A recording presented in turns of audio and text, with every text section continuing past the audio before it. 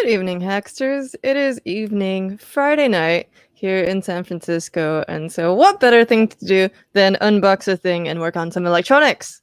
I have recently spoken with a few people, including Stephen Hawes, who is a recent interviewee of ours on the Hackster Cafe series. Let me pull it up. Here we go.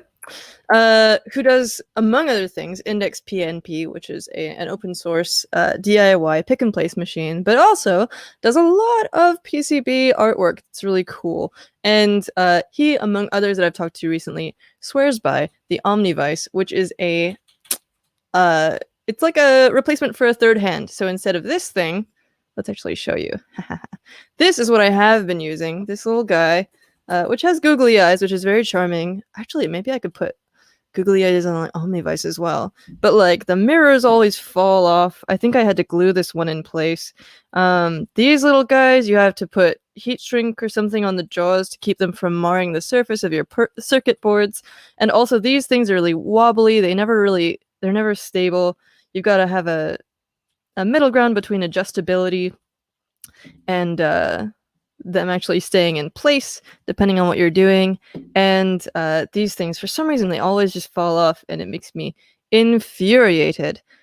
It is cool. One thing that I'll say about it versus the OmniVise, apparently, is that you can position it at various angles, which is nice for when I'm doing videos and I don't want to have lighting glaring off of the circuit boards. So what I've got some circuit boards that I had made recently, and we're going to try soldering something on the OmniVise and see how not only the lighting quality is, but if it's too much of a pain to have no ability to do an angle, or if it's just an amazing experience and I fall in love.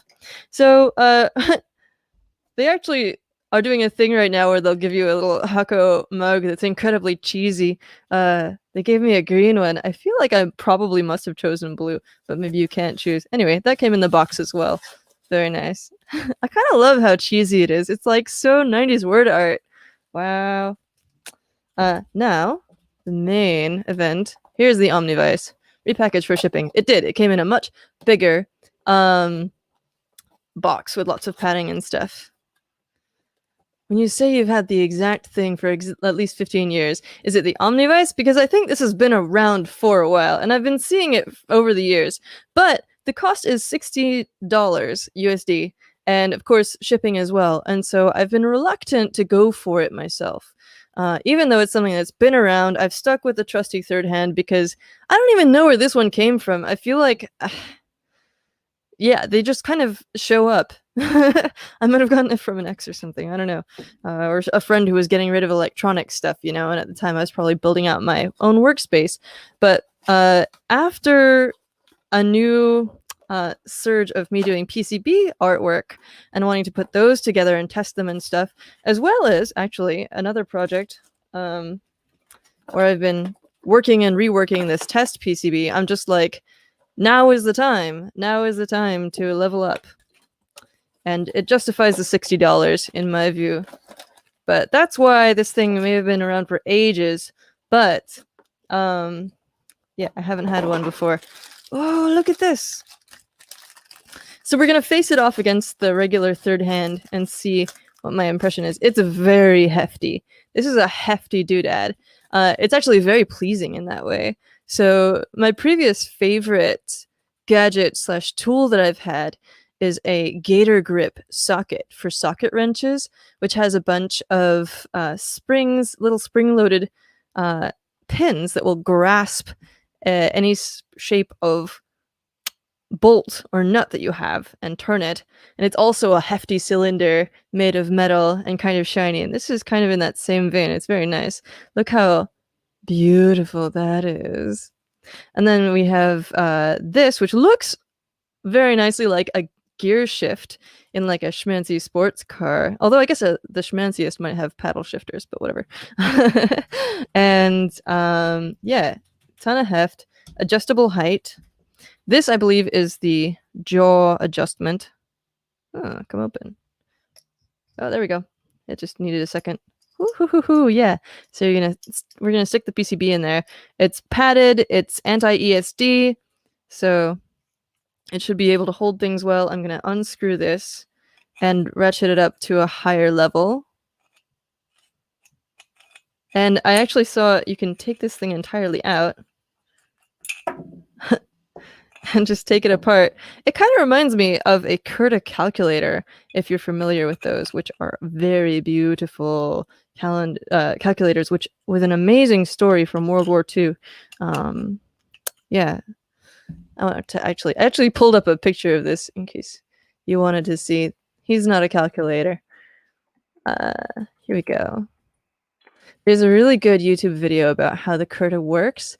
It's this beautiful cylindrical machine that actually can add and subtract and do other functions. We're going to get some horrible ads, forget that. But look up the Curta calculator. It's really, really gorgeous. Just look at that. Visual appeal and mechanical elegance is right. So this reminds me of that, and that is a huge bonus in my view. Curtas are really rare. You can have this for $60 and you can actually use it in your workshop. I don't have much call for a physical calculator, but there you go. So let's try putting a PCB in here. A PCB like this is something that I got from Osh Park using their After Dark service, which is why it has this black fiberglass substrate and a clear solder mask, which goes over the contacts. And so you can see where the clear solder mask is, you can see the copper traces underneath it, but they're still protected. And then everywhere that's exposed, there's no solder mask, has been immersion plated with gold, that ENIG coating, and so that looks gold because it's been exposed. And so the front of this is all exposed with no clear solder mask. And that's part of why I really don't want to mar it with these jaws. And you can see that even though I put some heat shrink on here, I was a little too enthusiastic and a little bit of metal poked through. And I really don't want that to mess up the surface of these, which are a light up earring. The front of this is just an aesthetic design. The back of it holds a battery, a resistor, and an LED and a switch. So we're going to try and assemble this for the first time. I've actually also got a flex version. So Drew from Osh Park encouraged me to also do a flex one. And these are really lightweight. They're almost like insect wings. And we're going to try and solder that as well. It's my first time ever trying to solder on a flex PCB, so we'll see how it goes. And I'm just going to make sure that our focus is really nice here. Yes. Okay. This is really nice already so far. It feels really stable. Like I'm, you know, it feels really rock solid. Whereas this guy, you know, I had sort of, even as I'm just moving it, it's sort of flipping around and stuff. And if I put a ruler or something in there, it's gonna, you know, if you try to push against it with a soldering iron or a solder sucker, for example, I can see that being a really good use case for the OmniVise, because when I'm using a solder sucker, I need to like press it up against the circuit as I heat it in order to create suction to suck out the extra solder that's been melted. And that's really hard with a regular third hand, but with this thing, it feels really solid and good for that. Okay, so I'm gonna flip on my soldering iron and pull out my components and things. We've got some LEDs, we've got switches, we've got 0 ohm resistors, because these are actually, they take 3.2 volts. I could put a little resistor on there, but yeah. And then we've got a couple of our little battery holders.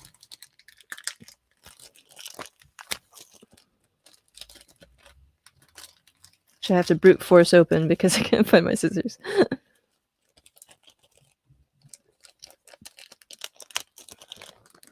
Brute force. I'm using my Welder soldering iron, which takes a little while to heat up. So in the meantime, let's take a look at this. I designed this whole thing in KiCad. Please know I know that I'm actually kind of a beginner with PCB design, so it may not be amazingly optimal, but I like it.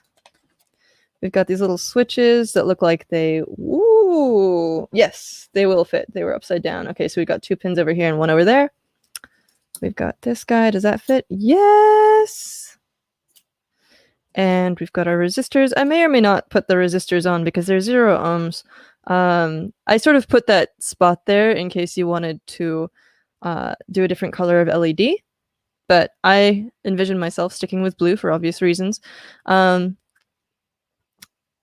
both 1206 size, but these LEDs I think are smaller, or these resistors are smaller a little bit, so I might not end up actually putting those on. And then here are our little 1206 blue LEDs from SparkFun. I would be interested to hear about your use of the PanaVise. Yeah, the third hands are nice, but I'm ready to try something new. Apologies if the camera is a little wiggly. We're still working on that. But I am also pleased that in the current lighting situation, we're not getting a bunch of glare up on the camera, which was something that I was worried about with this thing not having an adjustable angle. It seems to work pretty well. Let's see if this is warm enough yet. Gotta get that mug out of the way. Ha! There we go. That seems good. I'm gonna tin all my pads.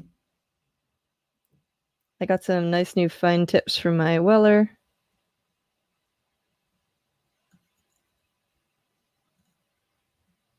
Go on there. Lead-free solder is a lot harder to do these large pads with because it really wants to... It's a lot more sensitive to lower temperatures.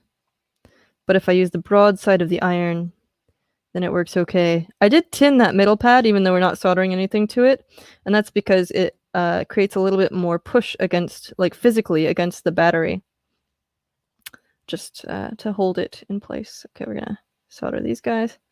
Doot, doot. Just do that.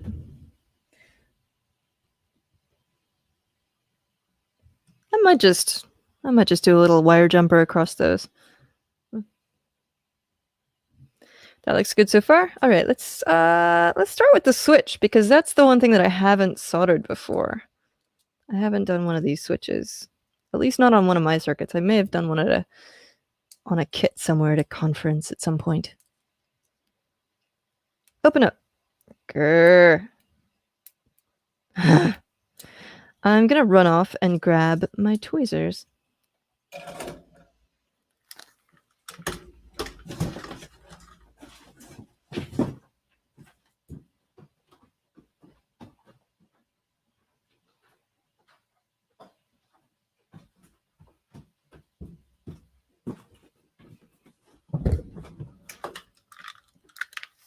Okay, so we're back. Sorry about that. And I think it's helpful to have tweezers to just get under that little plastic coating on there and peel it back. There we go. Boop. And we're going to get this set in place.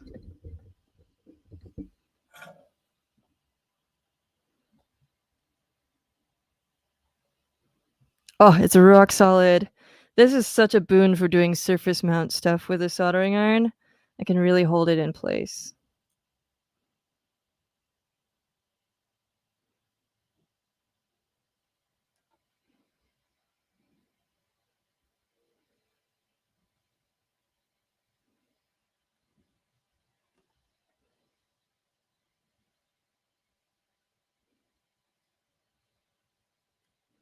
Okay.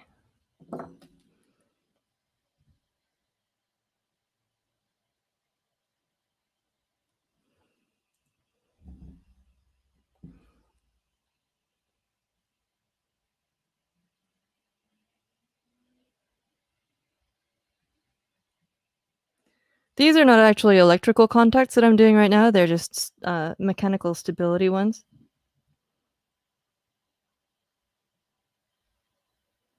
Attaching it to the board. Now let's do these ones which are actually electronically active.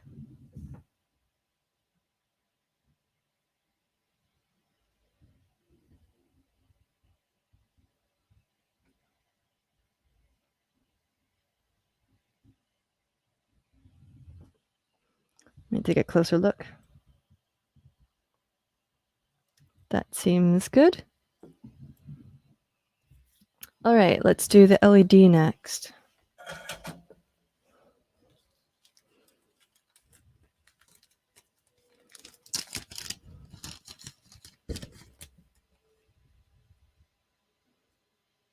I totally agree. Soldering is a wonderful, like, it really is not a bad occupation for a Friday night. It really helps me sort of chill out after the week.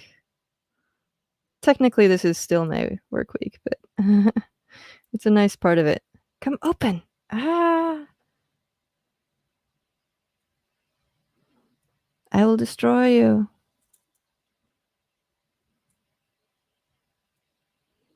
Getting it started is always the hardest part. There we go. Okay. So, usually we'll have a little green indicator on the ground side. This does look like it's on the left. This is what we are determining right now. So someone said that they've had one of these for 15 years. And I'm like, yes, the reason that I haven't had one for 15 years is because I'm like, is it worth it?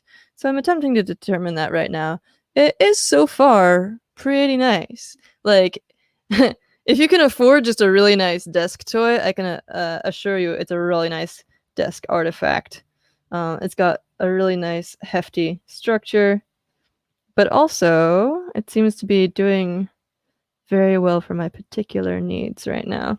I was talking about how it's really helpful if you're using a solder sucker to have something to push against, and I've found that third hands can be really unstable. Oh boy. It's like very Friday hands right now. Come here. Where did the LED go?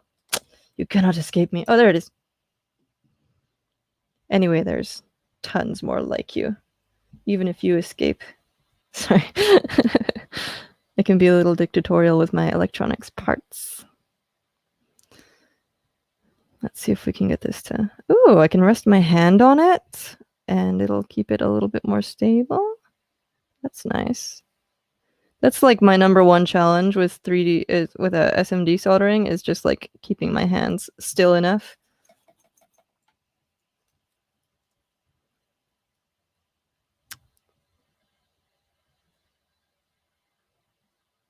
When you're doing a video with this kind of stuff, it's always like, oh man, what's wrong with you? But it's like, it's normal. I'm not one of those weird people with incredibly still hands. All right. I think I did that right. I am gonna go ahead and do a little... I don't think I can get a blob all the way across between these. Can I? Oh, I can! There we go! Cool, that was easy. So I didn't actually need that resistor in this circuit, so I'm just bridging it. Ooh. And we're gonna hold this down. Hold it down with the tweezers because it's made of metal. It wants to suck all the heat into itself, which A, makes it difficult to solder, and B, makes it very unpleasant if your hand is on it.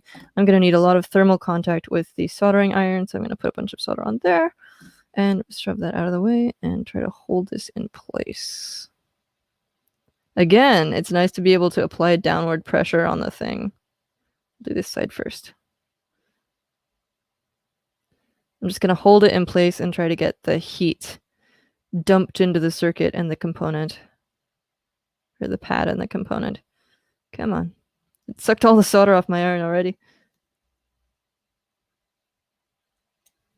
There we go. There we go.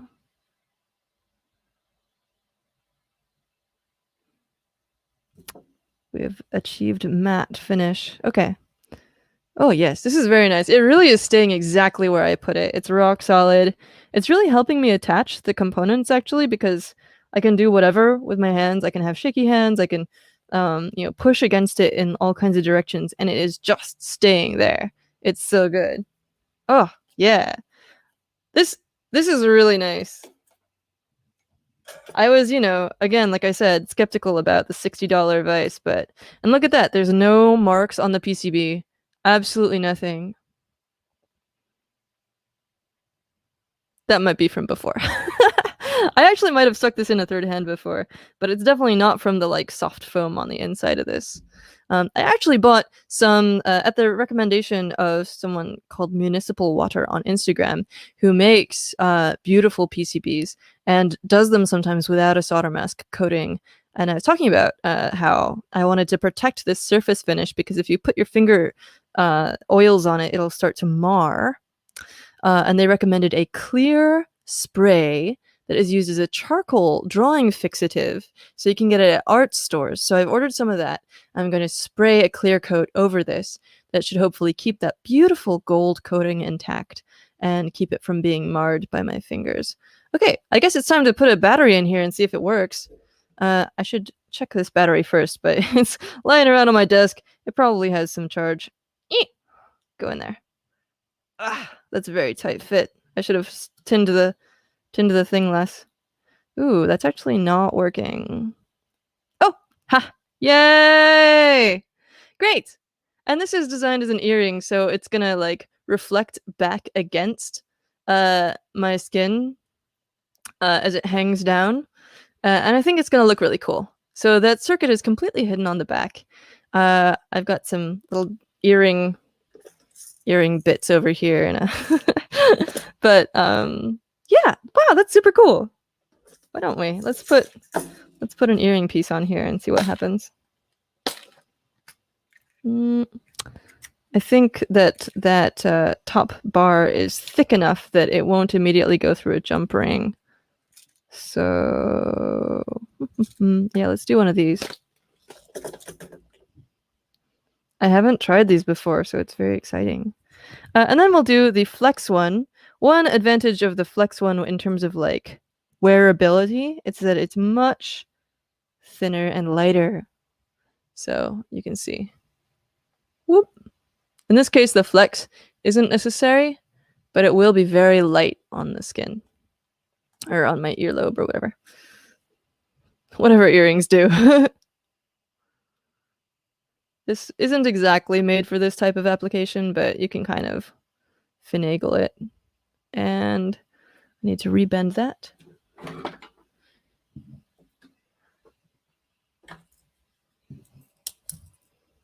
This little tiny Leatherman never gets old, by the way. It's a Leatherman squirt, and I got it from Intel years ago for the Edison. Must have been like 2015. It's so good. Let's see if we can get that to work. Still needs a little bit of adjustment. These things, fortunately, you can just kind of bend them around and they'll work okay.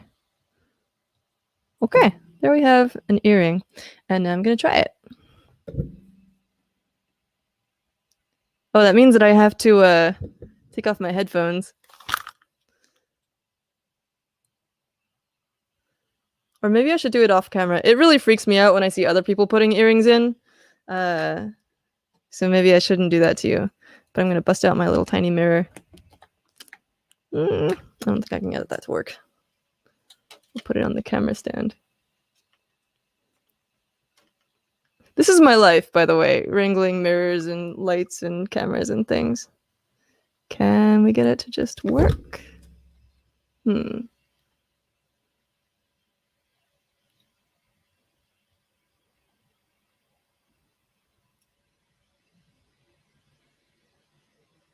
There we go. No! Sometimes I just put the hooks in first and then assemble the rest of the earring because it's such a pain.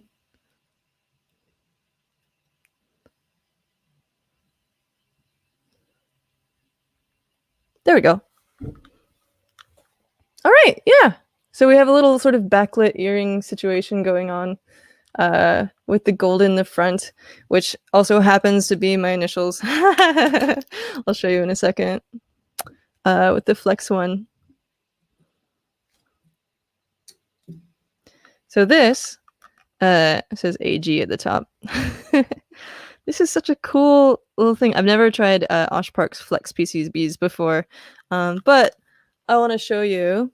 I also created an After Dark ruler with some public domain imagery. And Drew kept being like, oh, you gotta try the flex stuff, you gotta try the flex. And so he's really pushing that right now. If you want to try OshPark Flex PCBs right now, they will be very enthusiastic about it, I promise. So here is the flex version. And this I basically justified as like, well, what if you want to measure something that's curved? And then you can use the flex ruler to do that. So I don't know. Where's something like this? If I wanted to make like 2 little marks along here for some reason and then like measure how far apart they were on the circumference of the thing, I can imagine situations in which I would want to do this. And you can just wrap the ruler around something and then it springs back. So this does have a surface finish over the copper. It's on this sort of orangey color stuff, and it looks black from the other side. So the copper looks like copper from this side, and it looks black from the other side, which I think is really interesting. It has a lot of potential stylistically. Ha! So, Flex PCBs, hooray! OmniVise, hooray! I'm very excited about this thing. As I mentioned, good for solder suckers, good for doing surface mount when you need to like hold stuff in place with tweezers, because your life depends on it. As you saw, I have kind of shaky hands, and it really helps to have a firm hold on one end so that I can sort of brace against it and hold things in place while I solder down with my other shaky hand. So, OmniVise, I think it's worth the $60, at least if you've been making stuff for a while. If you've been doing electronics for a number of years and you've gotten frustrated with third hands, as I have, this thing always happens with the little claws getting wiggly. Maybe if you get like a fancy one, that doesn't happen. But I sort of like, I think I put the googly eyes on it so that I would speak to it more nicely, because I kept just being like, why are you doing that? And the OmniVise is just like, it's rock solid. It's actually harder for me to googly eyes. I could put him on the top there, though. That would be great. One giant googly eye on the top. That has to happen. I think it's worth it. If you're doing a lot of surface mount, if you're doing rework with a solder sucker, if you're just sick and tired of problems with other ones, it holds it flat, it holds it stable, and it's super heavy. And it's just nice. It's just a nice object. Let's see if there's any more questions before we sign off here. Ooh, now I need to make a fun third hand challenge accepted. Okay, check this out. This is 3PO. This is was going to be a companion bot that was a third hand, which I've talked about a few times on the show. It had a built-in, this one was working as a Remo.tv companion robot, telepresence live stream robot for a while. And it had the alligator clips attached to these little servos so that it could move stuff around with its little hands. So that was the idea, was that like these things do remind me of characters, and I was making my own little third hand robot, but that one has been, I might revive it at some point. The Matrix team were really fun to work with on that, and I had like a little NFC security thing on it. It's great. Ooh, it won't roll on the desk either because of the height adjustment knob. Let's test that. Time for science. I believe you. Like, look at that meaty knob on there. But we're going to do it anyway because experimentation.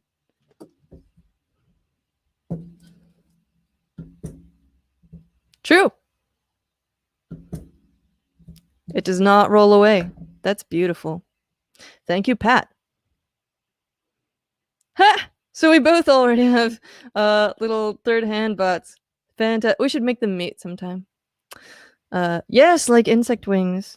These things, like I said, these things remind me of insect wings, and I might actually do a robot with those because I think it's beautiful. Look at the gold; it's so lovely. Yeah. Okay, I think that those are all the questions that we have so far. I do not want to solder in steel-toed shoes. That's true. So you don't have to worry about that with this vise. All right, I'm gonna sign off. Oh, before I go, you can check out the solder projects that I'm doing on Hackster at a link that I will put in the description below. It's hackster.io/glowascii, GLOWASCII. which is in fact the Polish name that Glow is short for, with a KI, obviously. And you can also follow on Instagram for all the newest and latest and hottest stuff around PCB projects and whatnot, and see how these projects end up.